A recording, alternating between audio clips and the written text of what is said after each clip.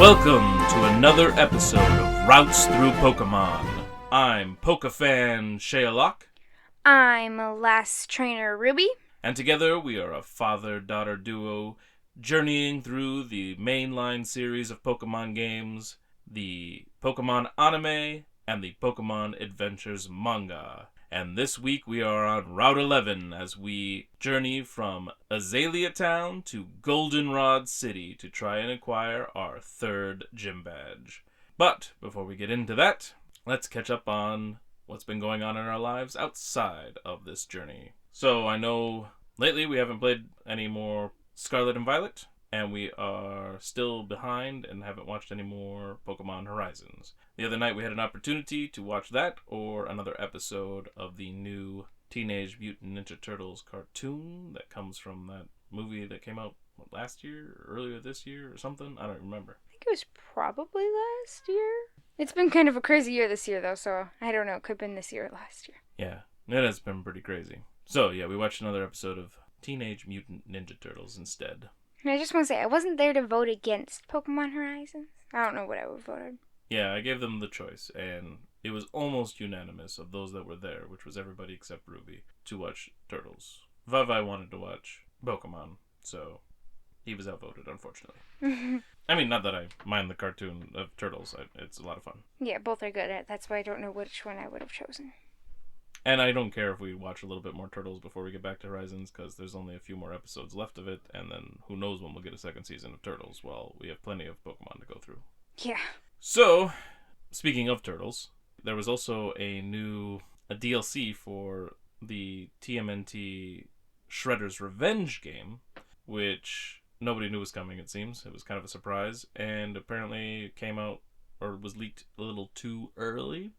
Because when I followed the links, they were gone, and then I found some people commenting on it. They're like, "Oh yeah, nope, those were taken down. It looks like it was supposed to come. It might even supposed to be announced today. I think it was announced yesterday, or like the leak was yesterday. I don't know what happened, but I'm excited because it's bringing out at least a couple more playable characters. Not that they're my favorites. I mean, I prefer the Turtles, and Usagi Yojimbo was awesome when they added him. But it's still cool that we'll have Mondo Gecko and Mona Lisa, who have made appearances in different versions of Turtles, like the old cartoon and comics and stuff like that. I can't quite remember Mona Lisa, but I know Mondo Gecko. I think she had a very small role in the old cartoon. But I think that also might have been the name of that one character in the 2012 series where Donnie was in love with April. But when they're in space, they meet those two on that one planet, and Raph kind of falls for the girl. I think I kind of remember that. Yeah, I think she might have been named Mona Lisa too, because of the character existing before. I might be wrong about that, but anyway, doesn't matter. As far as Pokemon is concerned, though, not a whole lot going on there. Playing some Pokemon Go, the Psychic Spectacular is now over. My wife and I did the timed research, which was fun to do. We tried to get a Beldum, like a Dynamax Beldum, but those are our first 3-star max battles, so we did it together, and it was very slow going, and we lost. So I need some more Dynamax Charmanders and evolve them, and then maybe I can take them out. So that was a little tricky. Apparently we weren't quite ready for that, or at least not just 2 of us. If we had 4, maybe, I don't know. So you invited me along. Well, it was after we dropped everybody off before me and your mom went for a walk downtown on a Wednesday night. So hopefully I'll get one of those eventually. But then I also caught a couple new shinies recently. This morning, I think it was just this morning that I caught a shiny Panpour, which was kind of cool. But yesterday or the day before, I caught a shiny Coughing, which was actually a lot more exciting because I'd been looking for them. They were one of the ones I'd been clicking on a bunch to look for shinies because I didn't know what it looked like, for one. Yeah. And I kind of like Coughing. And Coughing. But I know I could have Googled what it looked like, but I like kind of discovering it sometimes. And I like it. I like the look. My wife thinks it looks sick, but I don't know. And sick not as in like, oh, that's sick, man, but like, it just looks ill. Coughing always looks ill. Right? And That's it's what I always was got thinking. a cough for some reason. Yeah, weird.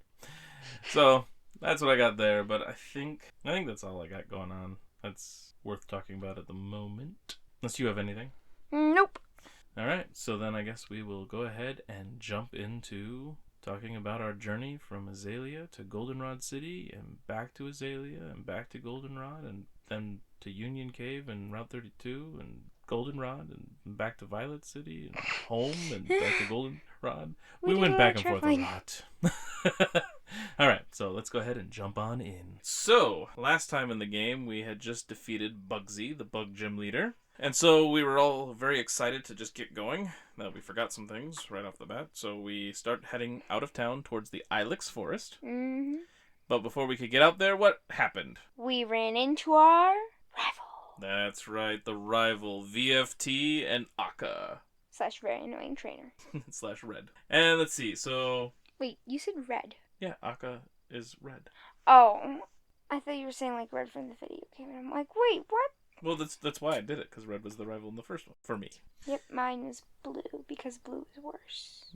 Oh, blue won and defeated red, so... Red won and defeated blue. Deflated blue?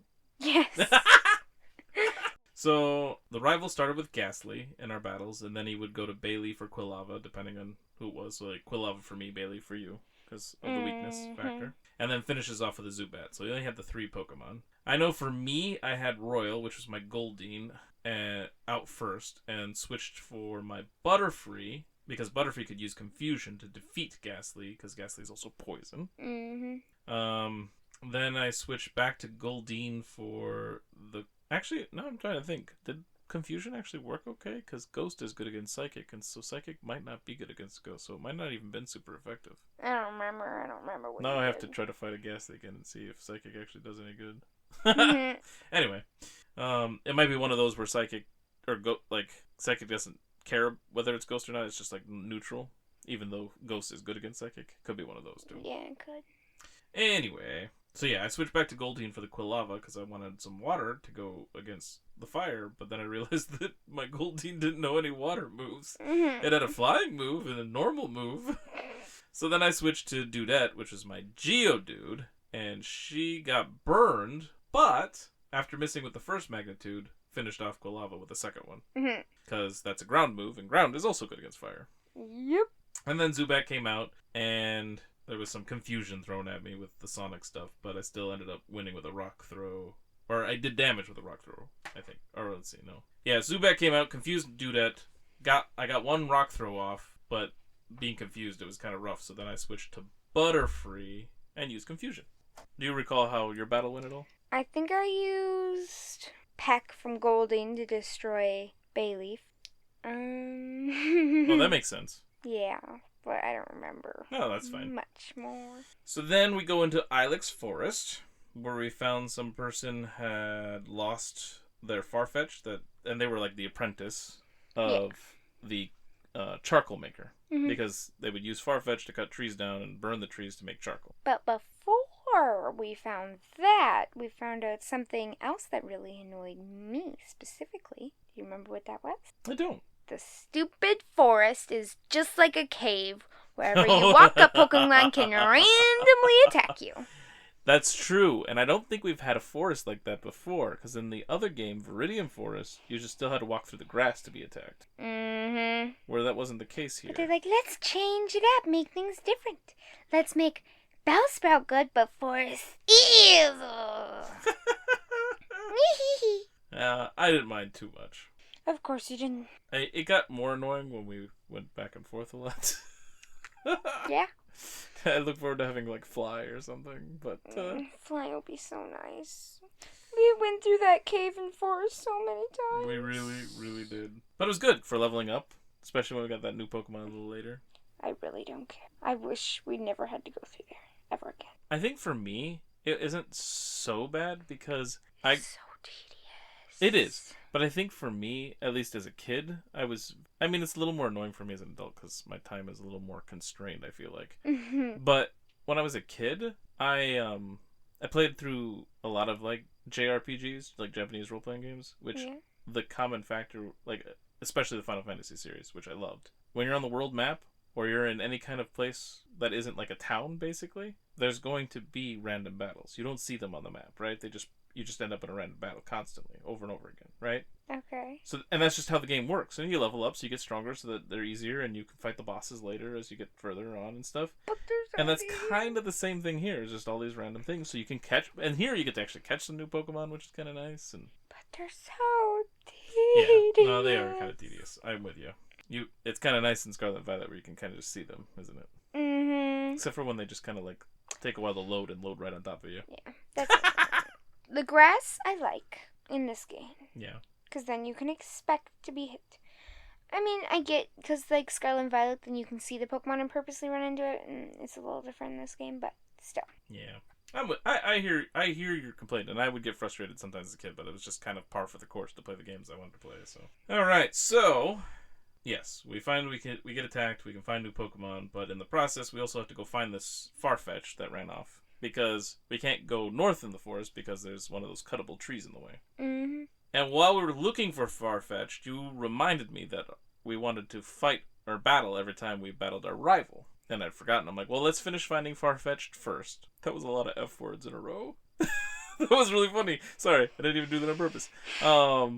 And then once we got that done, we would go back to the Pokemon Center and heal up, choose our Pokemon, and battle. Mm-hmm. So, yeah. And finding Farfetch was kind of fun because, like, we went up and he ran away the first time we found him, which it didn't take long to catch up to where he was. But then he ended up in kind of like a crossroads area where it looked like we could go up and around. And I'm like, I bet we're supposed to do that so that he doesn't, like, run us in circles. I was pretty sure you were right.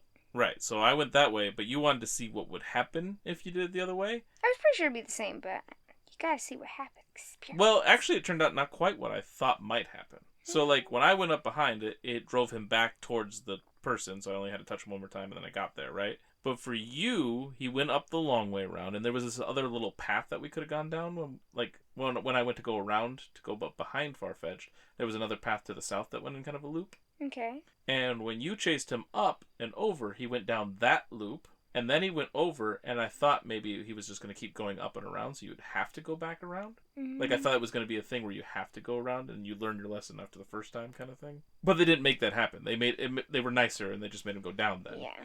Which is good, because it would be very irritating the other way. Mm-hmm. But I thought that might be what they would do, because games do that sometimes. Yeah, I was prepared to take the long way. Yeah. But I wanted to experiment. Yeah, and so, yeah, we just found out it definitely was just a really long way. Mm-hmm. Yep. So, yeah, then we decided to go back and battle. I demolished you in one. Totally. Mm-hmm. But actually, what really happened is I demolished you pretty easily. You have an advantage. Well, I mean, my starter has the advantage against your starter, for sure. Yes. Plus, grass. We have got nothing against grass yet. Not completely true. You had Peck. On which Pokemon? A water Pokemon. But we also have other flying Pokemon that you probably could have trained up to do so. Because we have Hoot Hoot, and I think we have Spearow. Stupid Spearow. I hate Spearow. Oh yeah, you did learn to hate Spearow this arc, didn't you?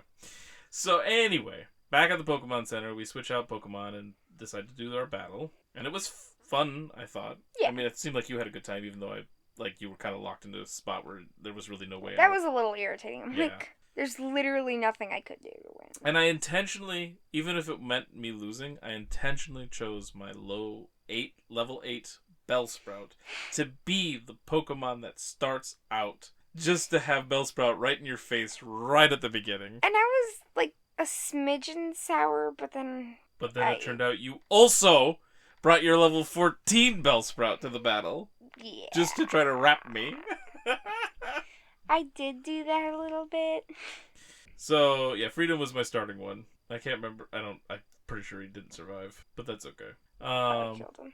But then we had like a really fun cycle of you pulling out Bellsprout and me pulling out my Gastly, Spook, me using Hypnosis, so you pull out your Geodude, so he's the one who falls asleep instead, and then you tried your Onix at one point too, but he also got zonked out. Yeah, that was such a fun cycle. But then it ended up being like you just keep bringing out Geodude because he couldn't fall asleep again, so it was just wasted move on my part if I Hypnosis again. So we kept like going back and forth like that.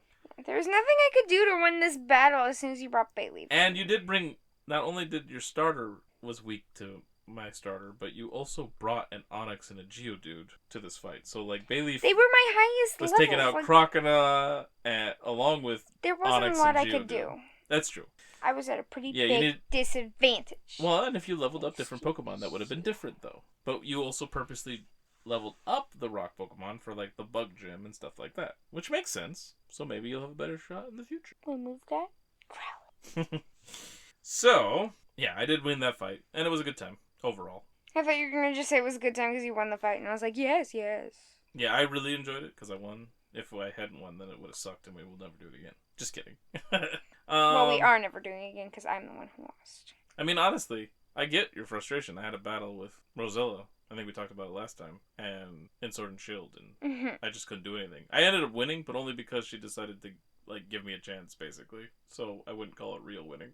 That's typical. Rosella would definitely. Yeah, she just wanted it to be fun. Could have given me a chance. I could have, but I don't do that. I'm not Rosella.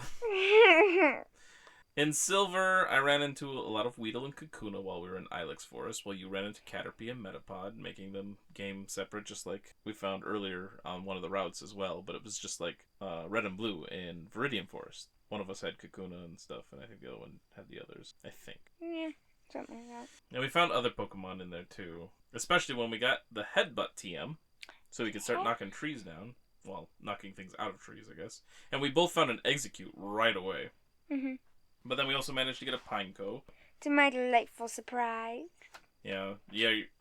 Which one of us had trouble getting Pineco? Because it kept exploding. Probably you. Mine was nice. Mine was a nice I'm pretty sure I had an explosion right off the bat. Oh, no. The first one that was found in the game was on your game, and it exploded right in your face. I doubt it. I wrote that note here. I think you're making things up. Nope.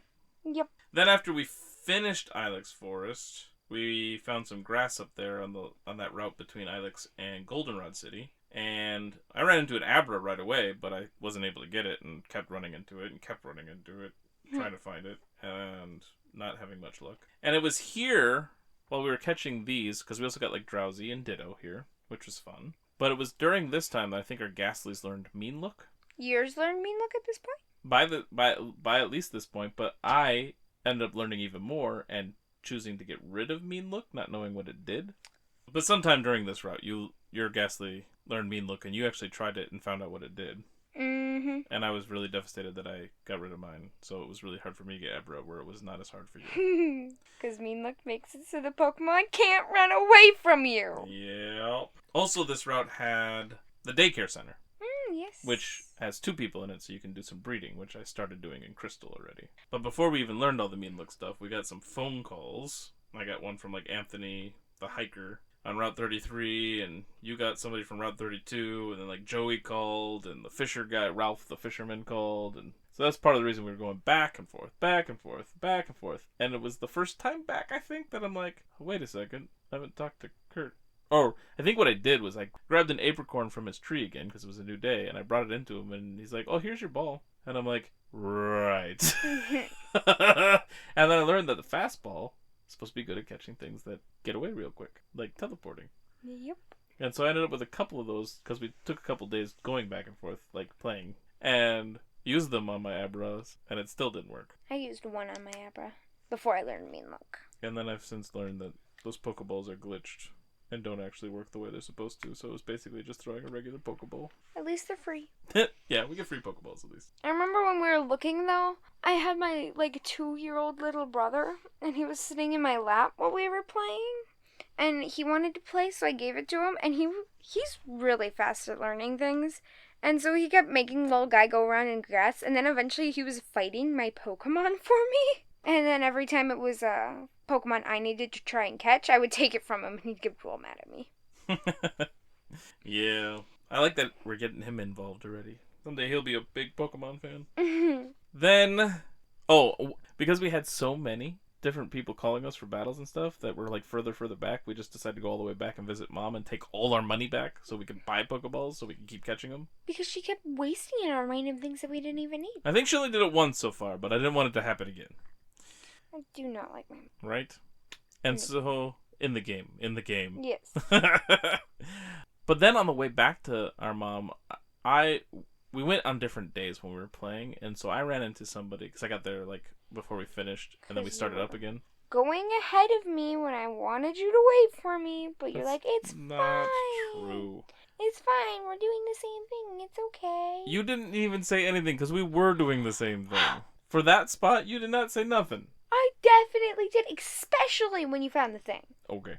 Anyway, I ran into a lady that must not be there all the time. I don't know. And she gave me a ribbon for Pokemon. I forget what it does, but it's another held item. And I was saying how he had to wait for me, and he didn't. He's like, it's fine. Everything will just happen the same way. Then I come up there. No pink ribbon lady for me. You're exaggerating. Do not lie. Okay. Anyway, back at the route between Ilex Forest and Goldenrod City, there was also trainers out there. And one girl had a Bulbasaur. Yeah, I remember that. And now it makes me wonder if we can... I don't even know if we can get the starters from the first game. It's a little weird. Which makes me... Well, actually, what we can do is when we trade... Well, we wouldn't get the starters trading. We'd get the final evolutions. So we wouldn't mark them, right? But we can breed them. I bet you. We'll get the starter from our... Like, the evolved starters from red, blue, and yellow. And then we'll breed them in gold and silver so that we can get the full roster. That's what we need to do. So that's what I want to breed once we can. We haven't been able to trade yet. Is there breeding in Scarlet and Violet? I think there's breeding in every single game ever since this one.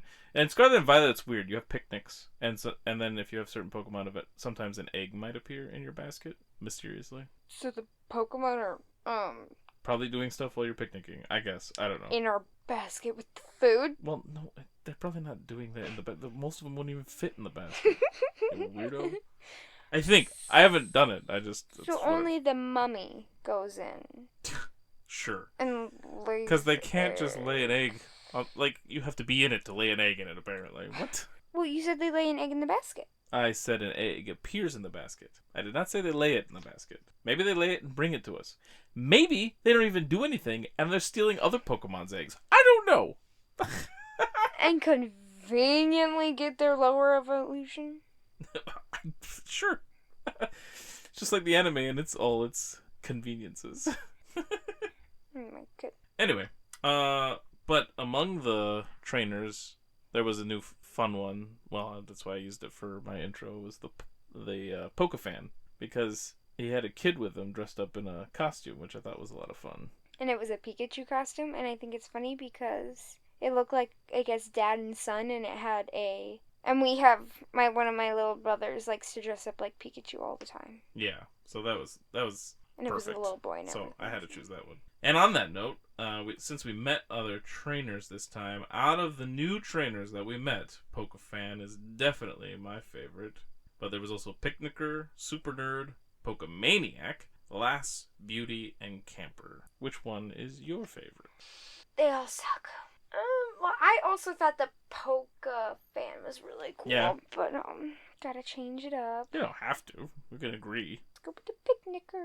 Sure, Picnicker sounds good. Where Pokemon lay eggs in the basket. Oh, and then in Crystal, I was going through Ilex Forest. I was playing Crystal at night though, and I ran into Oddish out in Ilex. And the Pokedex entries really kind of highlight this too, but basically Oddish like to come out at night. Yep. Which wasn't a thing in Red and Blue because there was no night or day in that one. And I'd also found a few other Pokemon, some that we couldn't get in our games, but definitely from like headbutting trees and other areas and fishing in certain areas because apparently there's more than just Magikarp we could get. So I did all that on my way to the gym, while after the gym, since we were still waiting for Crystal and we weren't ready to record yet, in Gold and Silver we decided to go back and find some of these. So we went fishing on the route with the daycare center, which gave Krabby. Which, it was going to be mostly Magikarp, of course, because we still only have the old rod. Sure, but Krabby could show up. But the first thing that... Well, I found like 5 Magikarp, and then I found my Krabby, but what happened to you? I don't know. I found a few... You fished once, caught a Krabby, and moved on. I was trying to make things up. Jeez. I know you were. So then you go ahead and go into the Ilex Forest and go fish in that pond, and you got a couple of no bites, or 1 no bite. Was it just 1? I think it was like 3. Okay, 3 no Come bites. Come on, 3 no bites. 3 no bites, and then what did you catch? My bad luck. And then what came up right after that? The first Pokemon you saw. Another crappy. Poliwag! Poliwag! Right off the bat. And I am sure I defeated at least 15 Magikarp before I ever... 15? How long? No, you probably did like 50. Oh, I'm just saying at least. I don't know. No, it was probably more like at least 50. I got like 100. I got plenty of no bites, but I caught a ton of Magikarp and beat them over and over again in the first section of the Ilex Forest by the water near Route 34 or whatever it is. So then I decided to go around fighting whatever Pokemon in the Ilex Forest as I go, and go down to the other part of the water on the other side of it and fish there forever. And still a bunch of Magikarp, and finally found my Poliwag. But believe it or not, I've had out of all the Pokemon we were running around and catching, I had the most bad luck at one point. True, and there was we made a bad judgment call, which helped me catch up to you. Because you went off to go to Route 33, but apparently the trees... Like, there's a lot of trees on... not a lot, but there's a handful of trees on Route 33, so we thought. But a chunk of those that seems like it's part of the route are actually part of Azalea Town. So we had to go to the other... Only 2 trees in there. And as soon as you did... You were sabotaging me before we went to those trees, intentionally making... I did not do it intentionally. Because I was like, are you sure? And you're like, yeah, sure. Well, it seemed logical, right? No. Okay. I mean, at least I said get away from those Slowpoke well ones, because I thought, well, that seems iffy. But the other ones were down on the stairs and part of the same straight path. It seemed... Sabotage. Anyway, so we go over there, and... We start shaking the 2 trees. The 2 trees, and as soon as you shake one, you find... Apom. I get Spearow, and give up, and we go through Union Cave to go to Route 32. We should have started with that, because there were a lot more Apom over there. And there's just a lot more trees over there. Yes. I hate it over there. Hate it. Yeah, that one, I found Heracross sooner than you did. Much sooner? This is... Yeah, much sooner. It wasn't like the first thing I shook, though. I think I shook like 200 times. I would believe that, actually. Because there were a lot of nothing, and my Geodude is like 20 of 2 attacks, and then like 1 of the other. I used all the attacks. You know what? And eventually I like self-destructed myself because I'm like, that's the only attack I have left. You know what, though? All of this battling of Magikarp and Spearow and a couple more Magikarp when I got my Tentacool on Route 32, I did manage to evolve my Gastly into Hunter. I didn't get to evolve my Gastly, and I fought more. Well, you might not have used Gastly in front as often as I did. That's very true, because I stopped using Gastly so often. Yeah. And one of the annoying things about these trees is there's 50% Spearow, and then 20% Apom, 30% Heracross, 20% Spear or Apom. And then there was like an 80% chance of Spear on another tree and 20% Apom. Apparently, you've changed your accent. 20% Apom. And you don't know which tree is which, and it's so incredibly frustrating. So eventually I went and fished for Tentacool, which took Tentacool. Tentacool? You're being a Tentacruel. Okay. And I fished a little while, and then I go, and the first tree I shake again is a Heracross. So amazing. I'm so happy. I scream. I'm so happy. He runs away. But luckily, immediately when I shake that same tree, because it's obviously a Heracross tree, I find him right back. So that was good. Yeah, and I caught him. Looked him. Yeah, and then you also stayed around to get another Mareep so that it could be traded to Crystal, because Crystal couldn't find him there. And Crystal got us some Fampi and some other things, and hatched you an Igglybuff. Yeah, and he got me a Growlithe. Now yeah, I got both of us Growlithe. I'm gonna level it up and defeat you next time we battle. Sounds good. I do have some water Pokemon. I should probably level up then. Come on!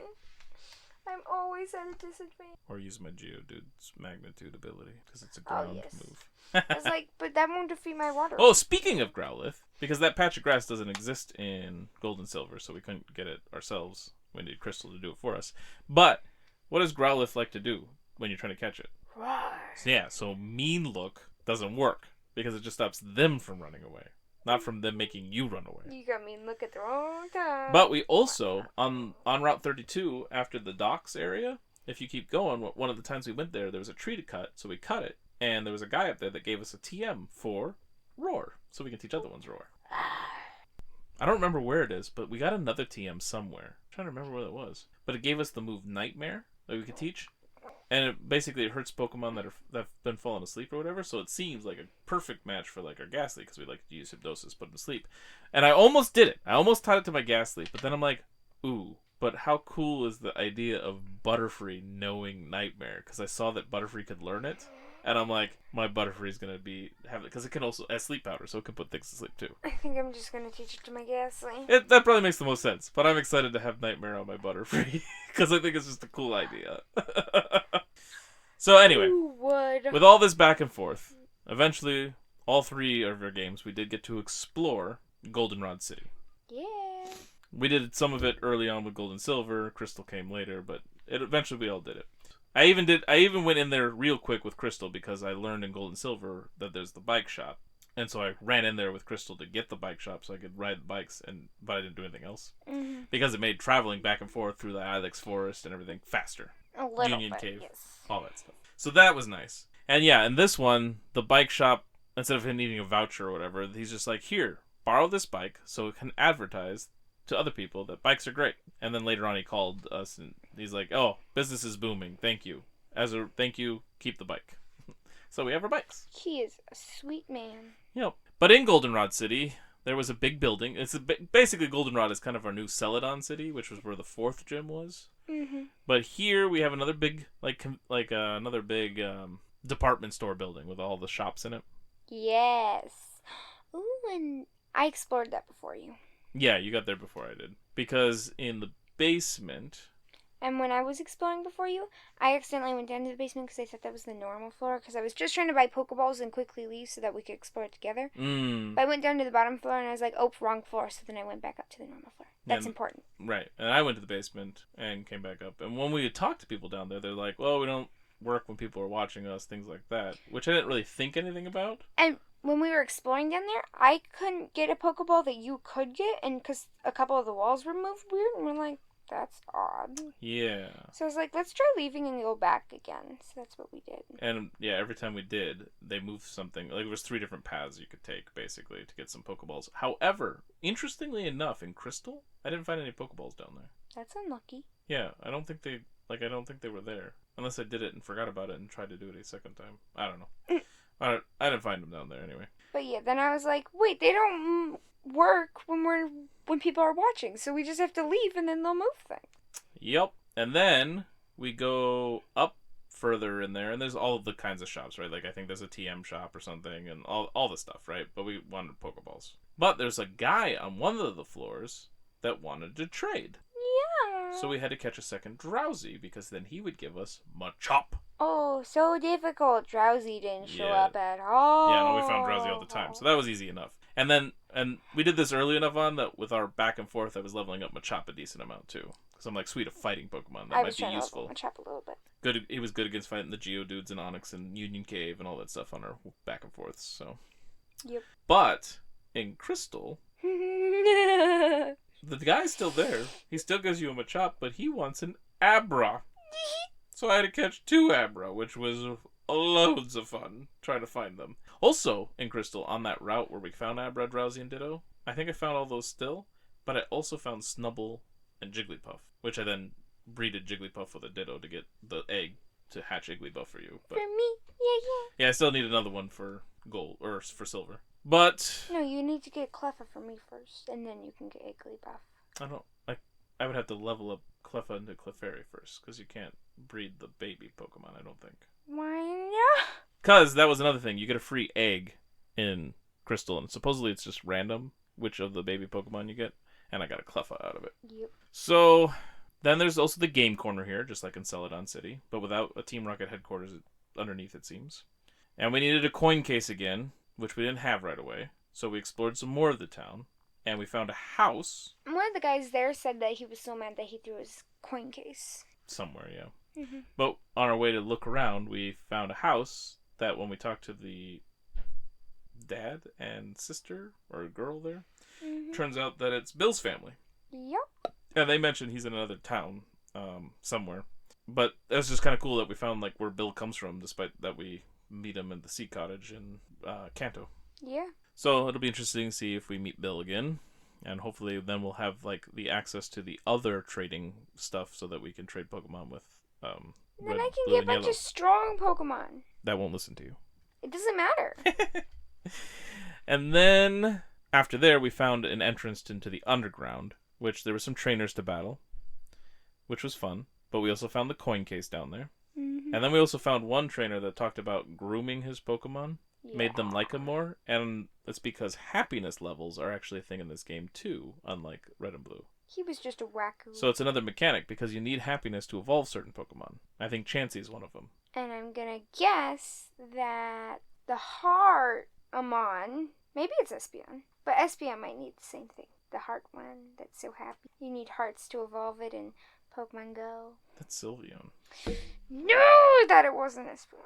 Sylveon's fair. But you do need friendliness levels in this for Espeon and Umbreon too, I believe. For both of them. Really? That's Yep. odd. And then they evolved into one or the other depending on if it's day or night. But we don't even have an Eevee yet, so it doesn't matter. And my thought was, we can breed the Eevee or Eevee evolutions, and then we can get more than one Eevee. This is true. Because they might only let us have one Eevee again, which was so cruel. I'm pretty sure that's the case again. But we'll just breed them, and then they'll have babies. Yeah. And then there was also a barber shop type thing for the Pokemon down there. Like, the guy mentioned it, but then, like, a few spaces later, it was like, hey, you want to give your Pokemon a haircut? Mm-hmm. And I'm like, no, thank you. I'm good, thanks, bye.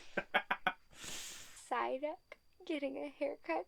Sees those 3 hairs Oh. stick up, just like trimming them. I don't know, it'd be funny. That is funny. So then we get back. Oh, there's a locked door down there too, and there was also like a blocked area in that basement level that we couldn't get through. So there's a couple things we can't do yet in Goldenrod. Mm-hmm. But then we get out of there, and it pops us up near the Pokemon Name Raider. So where we can probably change Pokemon names, which is actually, it's kind of nice that they localized a lot of these things, because in the other one, that was all the way in Lavender Town with a lot of things that Celadon City, so spread out. Not that far, but spread out. And then there was also like train track things, and a guy in the station said it wasn't running today, whatever is supposed to go through there, which was interesting. Yeah. And then we found the radio tower, which had a Team Rocket member hanging out outside, which was interesting. But inside the radio tower, there was a couple fun things to do. Mm-hmm. There was a thing that talked about random numbers. I'm pretty sure it was like based off trainer numbers or something. I was pretty sure it was phone numbers, but we'll see. But I think it's trainer numbers because we didn't get, like, I didn't get anything from it, right? None of my Pokemon matched, they said. They said I didn't have the correct numbers. Yeah, none of mine had the right numbers. But in Crystal, I showed up and my last 3 digits matched one, so I got like second place prize or something. And it was my Machop that I traded for, they said. They mentioned specifically my Machop, so I think it has to do with the Pokemon and the trainer number or something like that.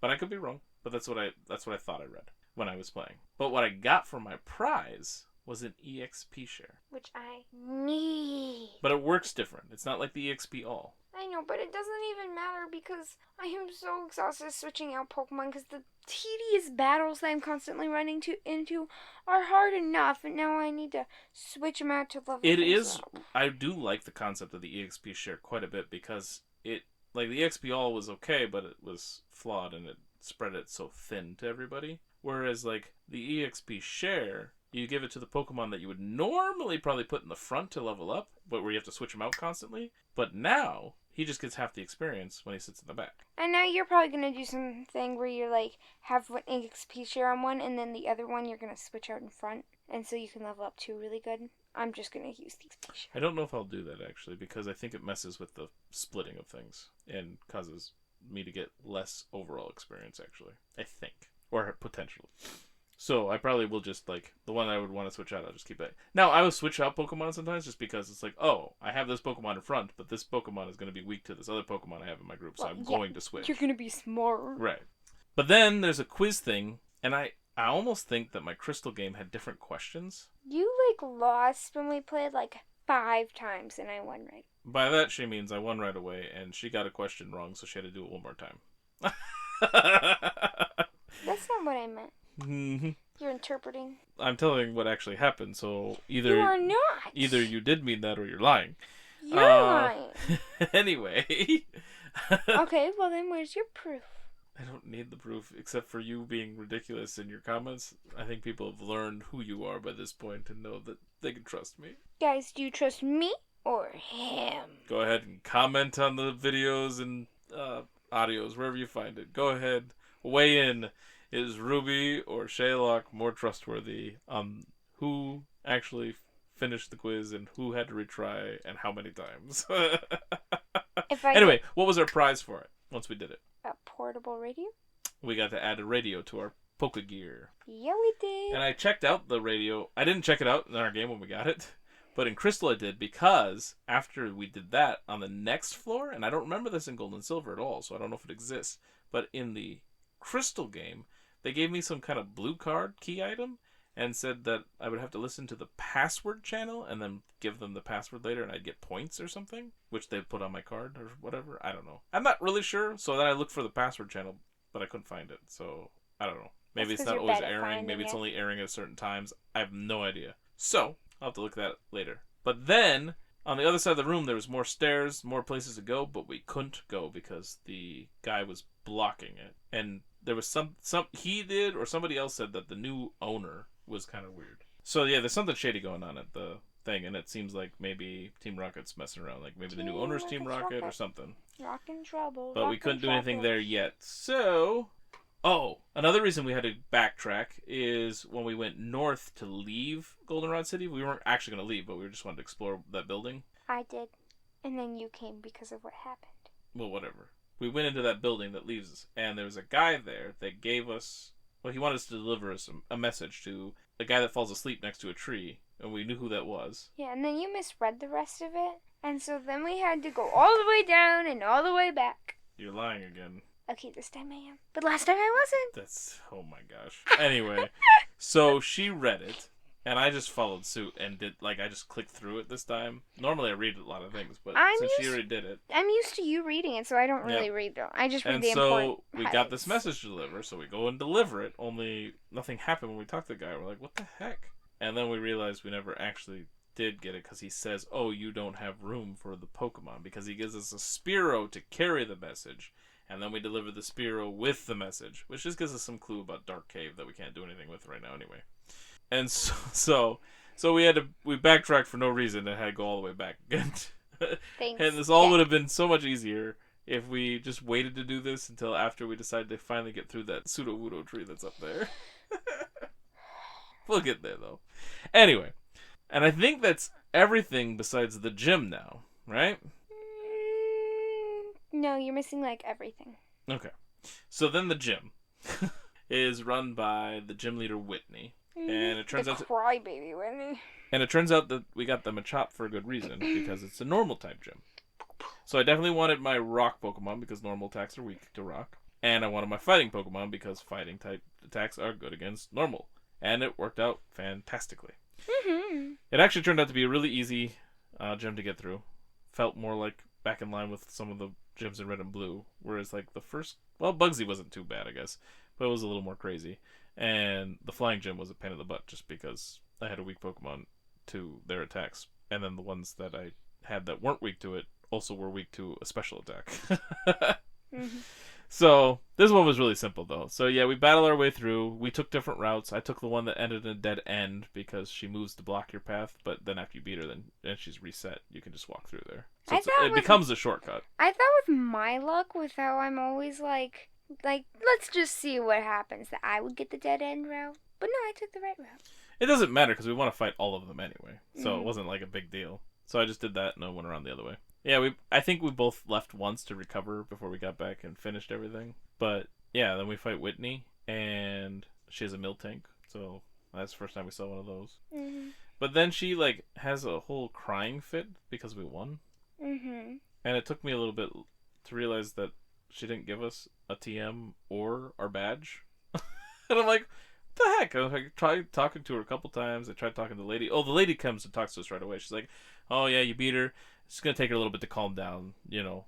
I don't even think she says come back later. That it's just that it'll take time for her to calm down. So I'm like, oh, it's another thing we have to figure out ourselves. So we left, went to the Poke Center, recovered from the battle, and then we came back, and then she was settled down enough and not being a whiny butt anymore to finally give us So our luscious.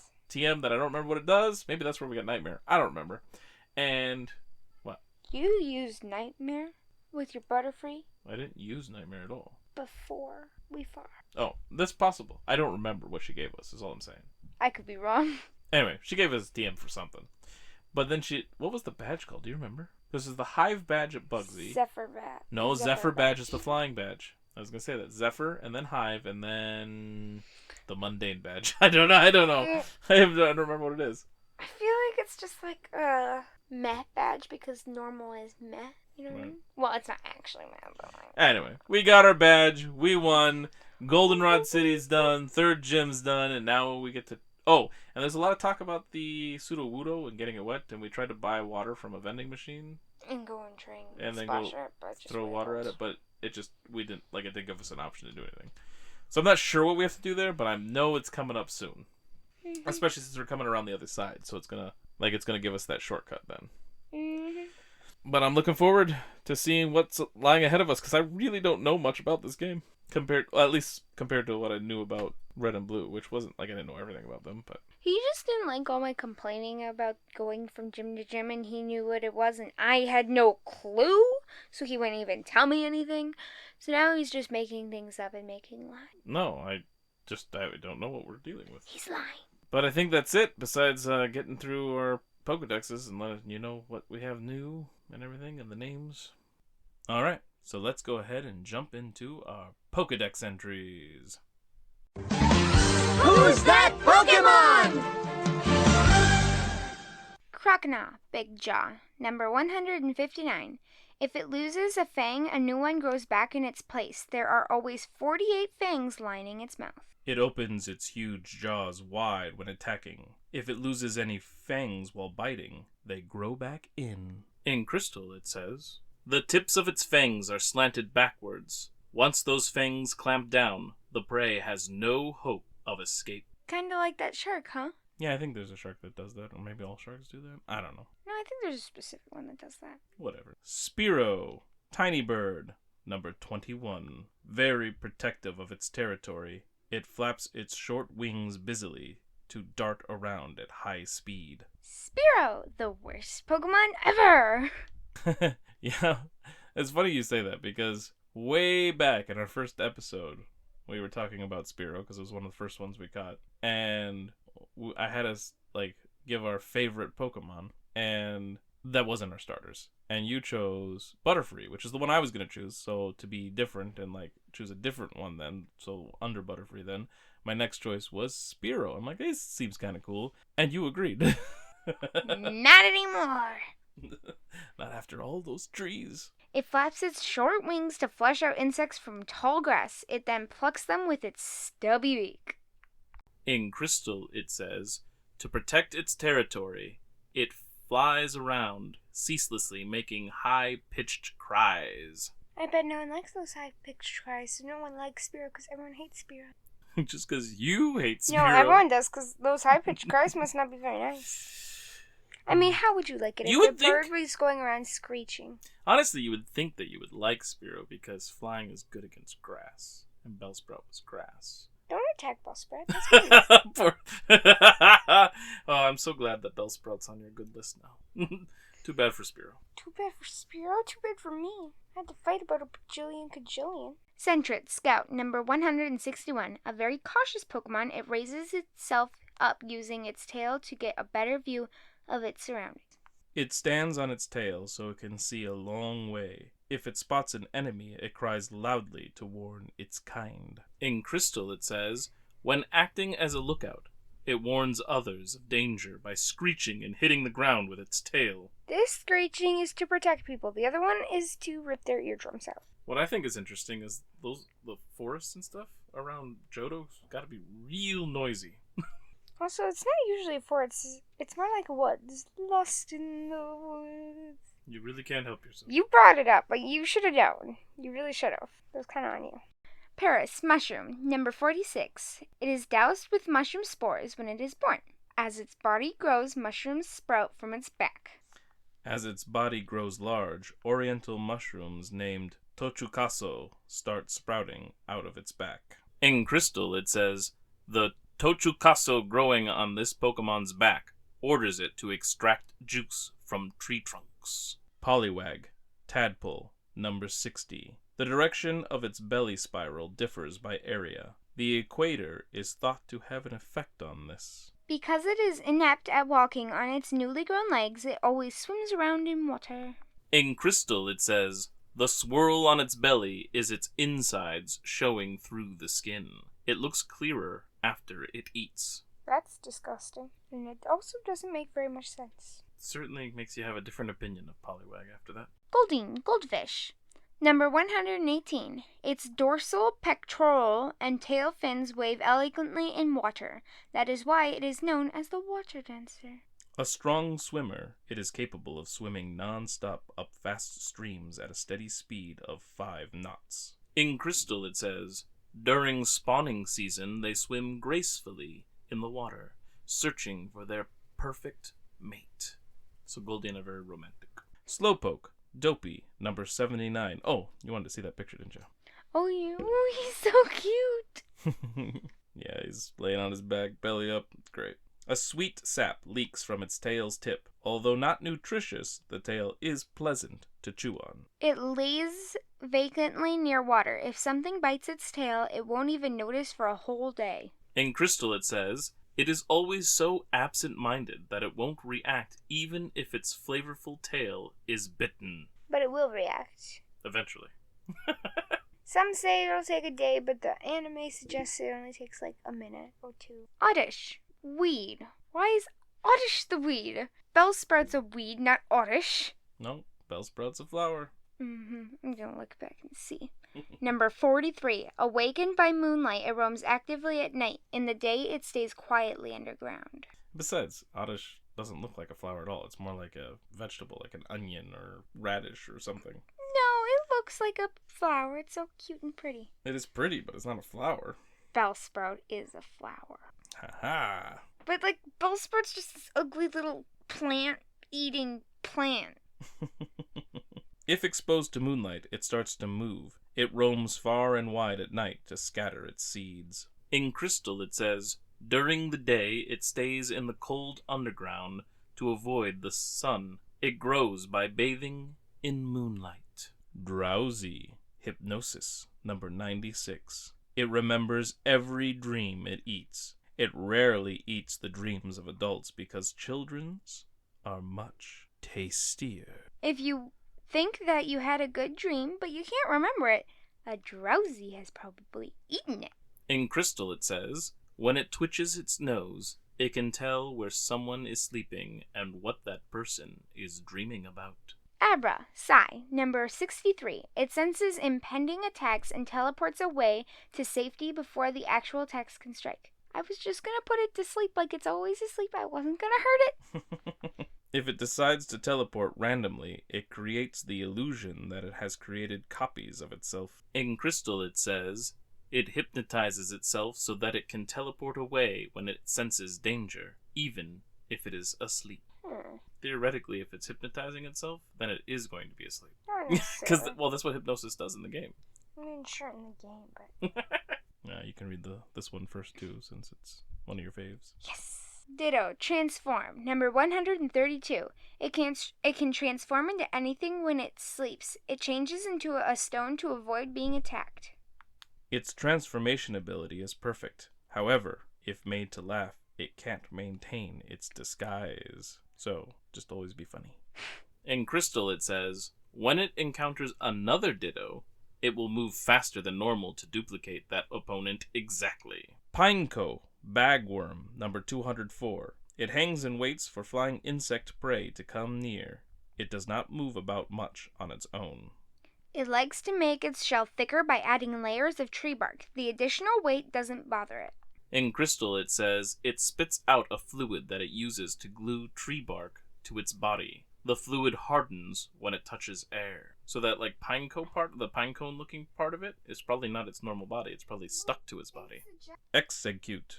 Egg, number 102. Using telepathy, only they can receive. They always form a cluster of 6. Execute. The shell is very durable. Even if it cracks, it can survive without spilling the contents. That's really interesting. I mean, because in the pictures, there's always one that's like wide open with some other ones with cracks in it. Yeah.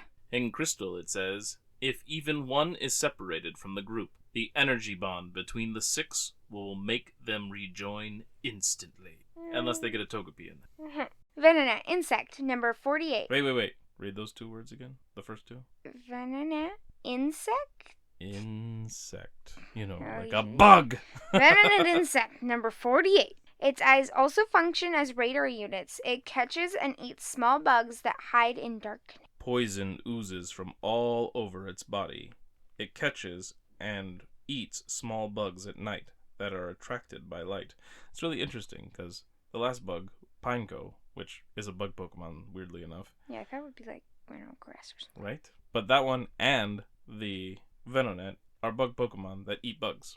It's just interesting. Mm-hmm. You are what you eat, I guess. In Crystal, it says, the small bugs it eats appear only at night, so it sleeps in a hole in a tree until night falls. Heracross, Singlehorn, number 214, the earnest Pokemon.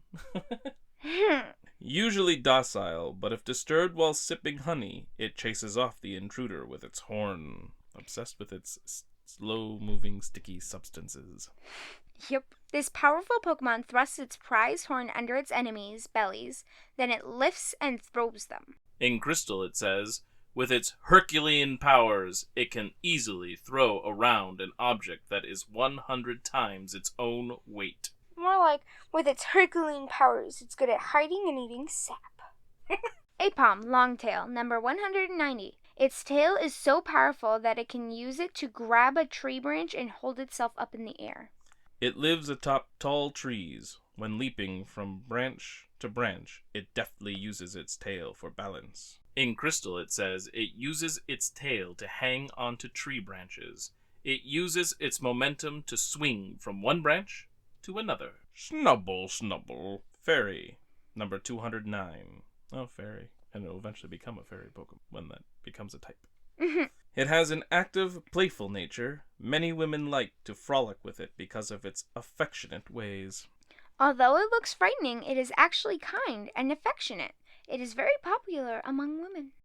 In Crystal, it says, in truth, it is a cowardly Pokemon. It growls eagerly in order to hide its fear from its opponent. Growlithe, puppy, number 58. It has a brave and trustworthy nature. It fearlessly stands up to bigger and stronger foes. Extremely loyal, it will fearlessly bark at any opponent to protect its own trainer from harm. In Crystal, it says, it controls a big territory. If it detects an unknown smell, it roars loudly to force out the intruder.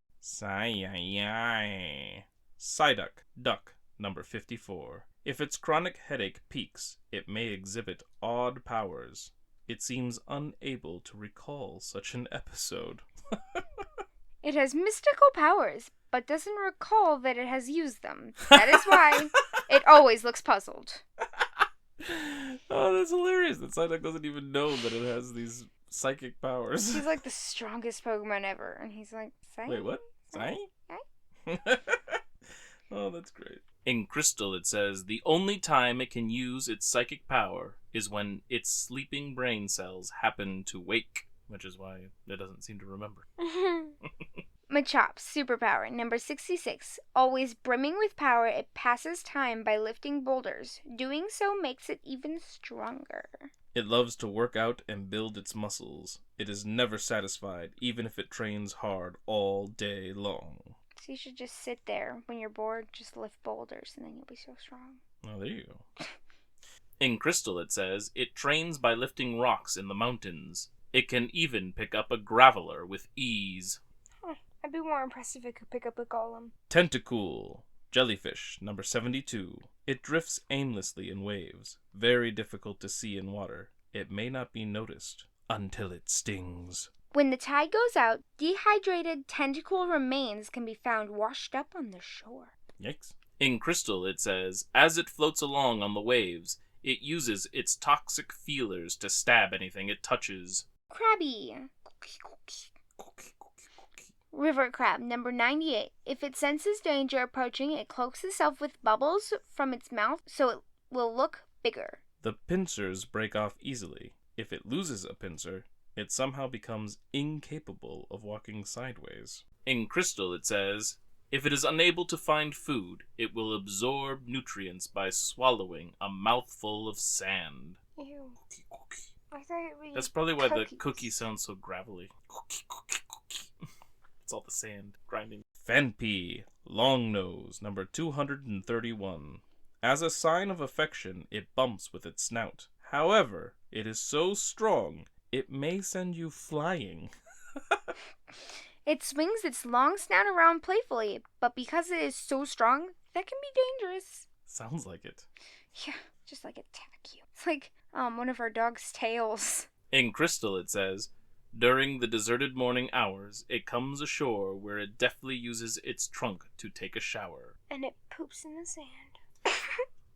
So does the Fanpea like to hang out in the water then? I'm gonna guess so. But I think Fanpea's like a ground weird. It lives underground, but only underground and water. Because there's a sea level. Yeah, he just burrows down. That's why he has to take showers every morning. Obvious. Oh, and I have seen 70 Pokemon now and own 53. I have seen 70 and I own 54. That's not true. You have 53 as well. No. Yeah. Because you got an Igglybuff from Crystal, while I had my spook, Gastly, evolve into Hunter Hunter. Well, you had it evolve because you were fighting all the Pokemon waiting All those for... Magikarp. All the Magikarp. Curp. At least you got a bunch of Magikarp, because those are easier to fight. Mine were harder to fight. Alright. So, Pokemon names. So my Sentret was named Sentry. Mine was named Centaur. And my Spearow is named Fear. My Spearow is named Ow. Ow! Probably because of the anime when he gets a rock thrown at. Sure, but also Spearow, O-W. Oh yeah, it's probably also part of it. Let's see. So my Abra, female, is named Port. My Abra is named Urusai, which is annoying in Japanese. My Ditto is named Putty. My Ditto is named Copycat. My Drowsy, female, is named Dreamy. Mine is named Creasy, because it's creepy from all the stuff it said, Oh, but it falls that's asleep and then wakes up during the name. right. My Pineco, male, is Kaboom. My male Pineco is... I was having struggles getting a name for it, and it took me a while, and I was, fine with the name. And so I told it to Daddy, and when he put it in, he accidentally just put P. So my Pineco is P. Pa. Which I think I probably like better than the name, because it was an accident. Right. My Execute, male, is named Scramble. My male Execute is named Cracked. And my Paris is named Funguy, Funguy. My Paris is named Pawee. Alright. And then my Oddish, female, is Mooney. My male Oddish is Awesome, spelled Ossum. Because it can potentially evolve into Bellossom. Blossom. Yeah, I went with Mooney just because of the Pokedex entries talking about the moonlight and stuff. Then my Slowpoke is named Plow, and it's a female. My male Slowpoke is named Bruh. What's up, bruh? So now you have to evolve into a Slowbro. My Heracross, also female, is Hera. My also male Heracross is named Step, because it's like the name is going to be distracted, but then it's Sap exclamation point. Because that's what was distracting. Mm-hmm. My female Tentacool is named Sting. My male Tentacool is named Coolio. Man, we just caught a bunch of... I caught a bunch of male Pokemon, you caught a bunch of female, and then when we traded. Yeah. My female Apom is Palm. My male Apom is Hansy. Why are you so handsy? My female Poliwag is Spiral. My female Ooh. Poliwag is Whirlpool. My male Krabby is named Cabby. My Kabby. My male Krabby is named Cookie. Spelled Kookie. My Growlithe, which I got from Crystal, is Arc, A-R-C. My Growlithe male is Rar. My male Fampi is Donnie. My female Fampi is Donna. Donnie and Donna. My Snubble male is Bully. My Snubble female is Boltunia. Boldunia, Petunia. My Psyduck male is named Duck. But not really, it's Ahiru, which is Japanese for duck. My female Psyduck is named Psyche. Psyck. Fun spelling. Actually, duck is one that I learned to remember a long time ago because the thing that I was learning from this said, so just remember that a duck is a hero. A hero. So my duck sticks in my head. Alright, and then my Venonat, female, because of its eyes, creating kind of a mosaic image. Its name is Mosaic. My female Venonat is named Misty. And then you have an Igglybuff, and what did you name that? My Igglybuff is named Buffy TVS, which is Buffy the Vampire Slayer. Igglybuffy. I like it. Alright, and those are our Pokemon that we've got. Alright, so with all that taken care of, next week we will be back to the manga and anime, and it's going to be a longer stretch this time. I think there's going to be about 4 episodes of Routes Through Pokemon Adventures, because we'll have one chapter of the manga and a bunch of episodes, another chapter of the manga and a bunch of episodes, and then it's the 3rd Pokemon movie. Woohoo! Well, then I think it'll be a couple chapters and a couple more, like 4 more episodes of the anime, because that will take us to Goldenrod City and in the anime.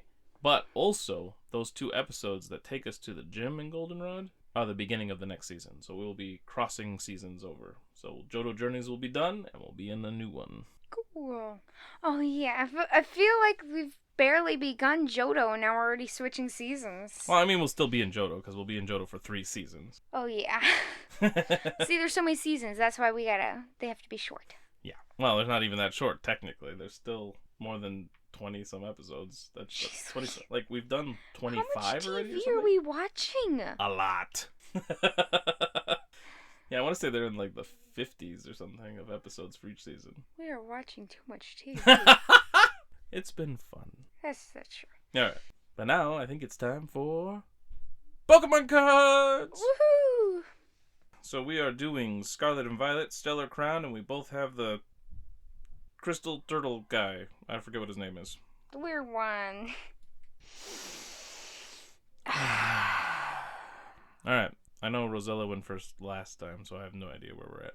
Well, I went second, so you should probably go first. Alright, I'll go first. Alright, I have Meltan, Steel type. It dissolves and eats metal. Circulating liquid metal within its body is how it generates energy. Fletchinder evolves from Fletchling, colorless. Its territory has a radius of just over a mile. If any bird Pokemon should enter, it will show them no mercy.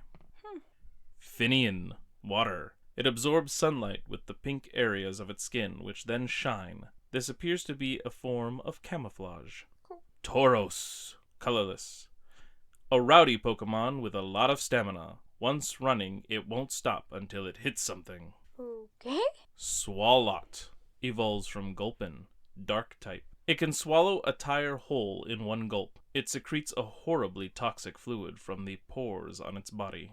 Hoo-hoo-hoo-hoo. It's kind of a cool picture, too. Mewtwo, psychic. Ooh. It's only an uncommon, too. Seriously? Yeah. A Pokemon created by recombining Mew's genes. It's said to have the most savage heart among Pokemon. Ooh. Pangoro evolves from Pancham, dark type. This Pokemon is quick to anger, and it has no problem using its prodigious strength to get its way. It lives for duels against Obstagoon. Oh, the same Tauros I got earlier, but reverse hollow. And a reverse hollow Choodle, water type. A popular game among children is to lift up sticks that Choodle have bitten onto to see whose Choodle can hang on the longest. Terrapagos EX. That's the turtle thing on the thing that we had. Terrapagos. That's cool. That has no information about what it is or anything, so. But it's a really pretty card. Oh, that is so cool. And it's colorless. But it has a move that needs grass, water, and lightning. It's colorless, yet the picture is very, very colorful. True. And then a fighting energy. All right. I got Mindfu, fighting type. They seclude themselves in the mountains and devote themselves to training. The form of their kicks and chops differ from pack to pack. Mo Rotatome, grass type. He's like a mower. It's funny. Oh, Mo Rotom. Okay.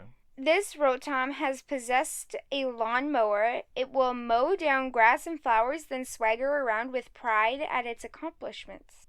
Scorbunny, fire type. Fire energy gather in the pads of its feet, raising their temperature.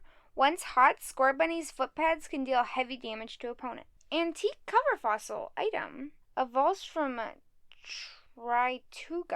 Tortuga. It has 60 HP. Play this card as if it were a 60 HP basic colorless Pokemon. This card can't be affected by any special conditions and can retreat at any time during your turn. You may discard this card from play. Ability, Protective Cover. Prevent all effects of attacks used by your opponent's Pokemon done to this Pokemon. Can I see that quick? Damage is not in effect. Weird. Yeah. And it evolves. Yeah. Lacey, Trainer card. Supporter Trainer. Shuffle your hand into your deck, then draw 4 cards. If your opponent has 3 or fewer prize cards remaining, draw 8 cards instead. Ooh, Marowak evolves from Cubone, fighting type. Marowak. This Pokemon overcame its sorrow to evolve a sturdy new body. Marowak faces its opponents bravely using a bone as a weapon. Okaberry, Pokemon Tool, Trainer. If the Pokemon this card is attached to is damaged by an attack from your opponent's fire Pokemon, it takes 60 less damage after applying weakness and resistance, and discard this card. Ooh, Reverse Hollow Drifloon, Psychic. Because of the way it floats aimlessly, an old folktale calls it a signpost for wandering spirits. A Reverse Hollow Palmy. Cute. That is cute. Electric. The pads of its paws are electrically discharging organs. Palmy fires electricity from its forepaws while standing unsteadily on its hind legs. My rare is Grimmsnarl. Evolves from Morgurn. It's stage 2, so Morgurn evolves from something. Dark type. It lives deep within the forest. Even after evolving into its splendid form, it hasn't given up on its petty misdeeds and pranks. Then, Metal Energy. Nice. Well, that's cool. Alright, and that wraps up our episode. Routes Through Pokemon is a Hunterfield Institute production. We are on YouTube at Hunterfield Institute. We are on Spotify, Amazon, Apple, and other various podcast areas. So go ahead and like, subscribe, rate and review wherever you can. Leave comments if you would like. And if you really want to get a hold of us with some suggestions for our tally names or corrections to things we got wrong, or tell us that we were fools for teaching our starters cut, go ahead and email us at hunterfieldmanor@gmail.com. We also have a Facebook group, Routes Through Pokemon, and I'm also on X at HunterfieldIns and on Instagram at kinetic_card. So you can always connect with us there as well.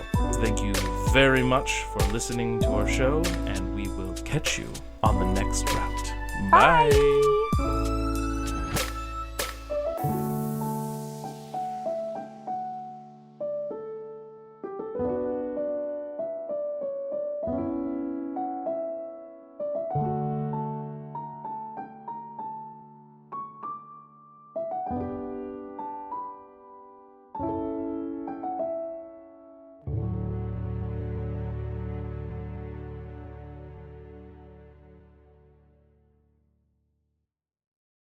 Halloween Special, Part 1. Fallen Leaves. A cold wind swirled through trees full of multicolored leaves and collected a variety that it then carried down toward the route below. The wind found a woman standing along the path, and it rushed through her and around her legs and through her jacket, trying to bring a chill down her back, but she did not react. And so the wind rushed back down, causing the leaves to shoot forward in the direction it traveled, entering into a small town with a tall, ominous tower reaching high above all other buildings around it. I've returned, my darling. Moving by an old and worn sign that read Lavender Town, the woman crossed the threshold of the shaded village.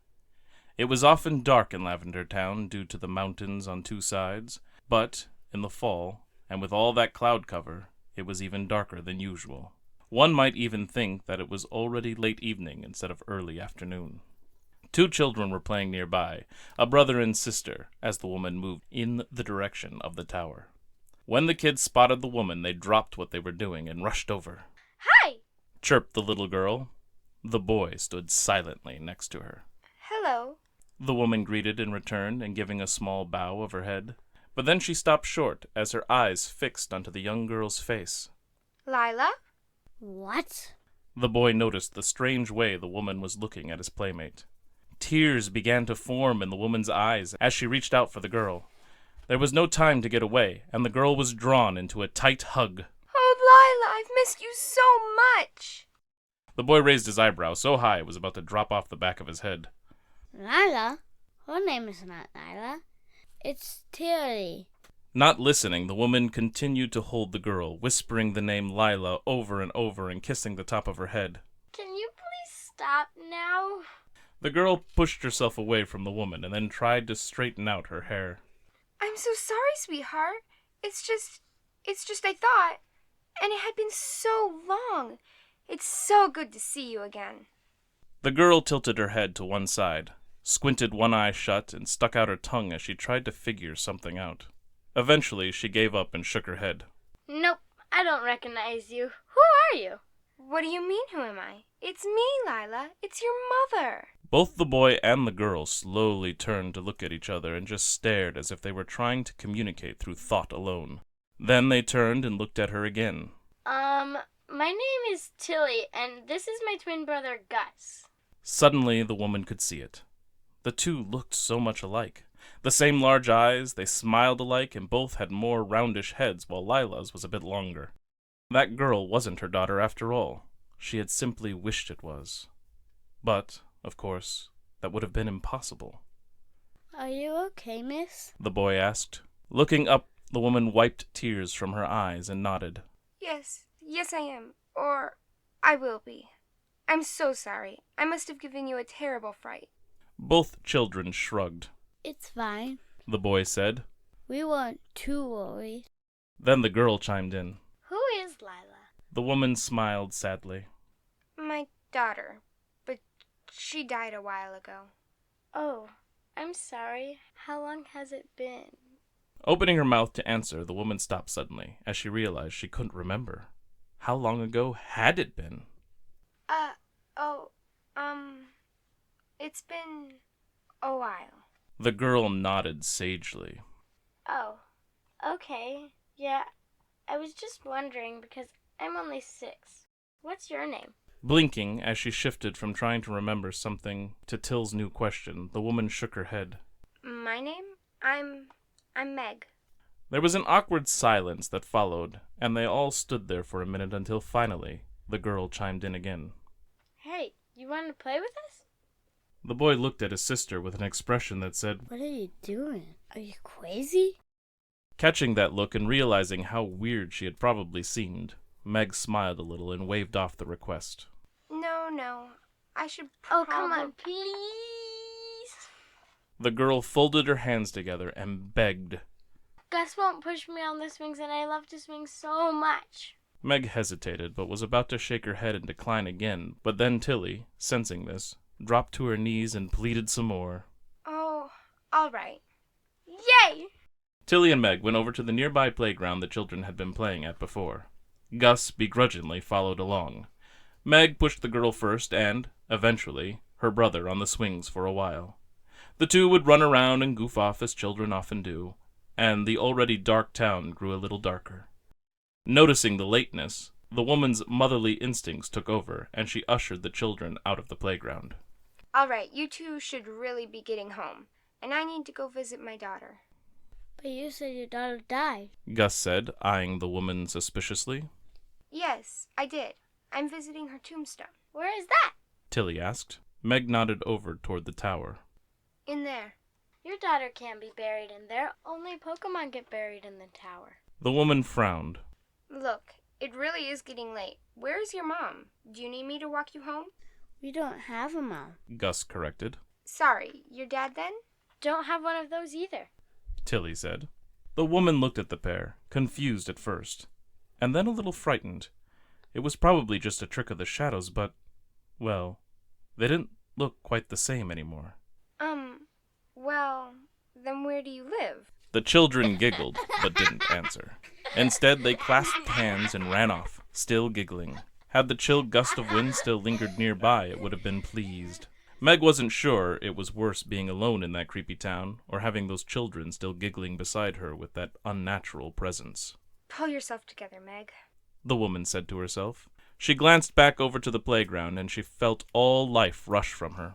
She couldn't breathe as she stared at the rusted and charred remains of what had once been a playground, but had burned to the ground a long time ago. Truly frightened, Meg rushed over to the tower, wanting more than anything to get somewhere that wasn't out in the dark. Somewhere she could feel safe. It was probably just her imagination, but she thought she heard giggles in the shadows she passed, and sometimes she thought she saw the faces of Gus or Tilly, but strangely distorted. The door slammed shut behind Meg as she panted inside. The few there seemed to give no mind to her except one elderly-looking priestess. She approached Meg and asked, Is there a lost one I can help you find? To be continued.